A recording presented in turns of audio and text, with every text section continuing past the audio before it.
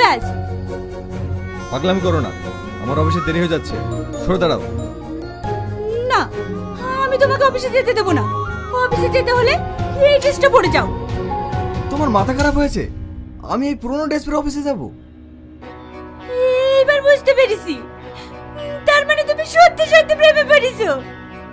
না, আমি তোমাকে এইভাবে অফিসে যেতে দেবো না। প্রিয়া তুমি ছেড়ে দাও, প্রিয়া তুমি ছেড়ে দাও, প্রিয়া।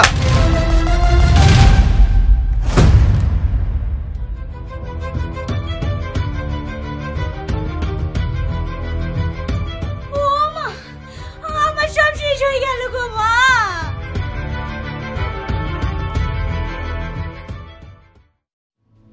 তুই আমার মোবাইল ব্যাগ নিলি কেন তাই বল। আমি ঠিক করেছি, ওই মোবাইলই যত অশান্তির কারণ।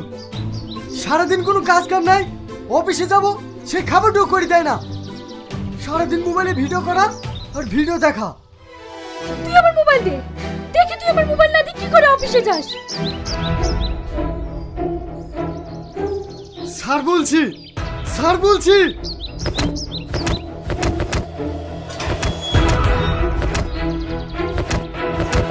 আরে আরে আরে ছাড় ছাড়ো, এইভাবে কি নিজেদের মধ্যে ঝামেলা করে? ছেড়ে দিন ভাই, ওকে আমি শেষ করে দেবো। আমি তো কিছুই বুঝতে পারছি না, তোমরা এভাবে ঝামেলা করছো কেন? আর বলো না, সারাদিন মোবাইল নিয়ে পড়ে থাকে, বাড়ির একটা কাজ করে না, তাই ওই মোবাইলটাকে শেষ করেছি। আমিও তোকে বলে দিলাম, তুই যদি আমাকে মোবাইল না কিনে দিস আমিও তোর ভাত খাবো না। আমি সবই বুঝলাম, কিন্তু এইভাবে নিজেদের মধ্যে ঝামেলা করলে হবে বলো? তোমার বউ ভালো তো, তাই তুমি এই জ্বালাটা বুঝতে পারো না। কি? আমার বউ? সে তো এর থেকেও দ্বিগুণ। আমি তো সেই একই জ্বালায় জ্বলছি। চলো ভাই।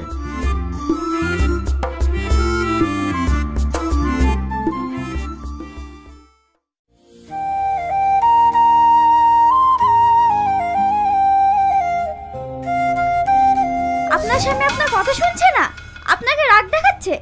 আপনাকে পরীক্ষা করতে হবে সে সত্য বলছে না মিথ্যা। তাকে যদি নিজের করে রাখতে চান আপনাকে তার গতিবিধি লক্ষ্য করতে হবে।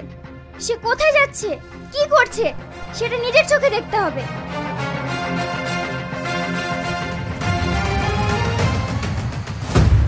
টোটো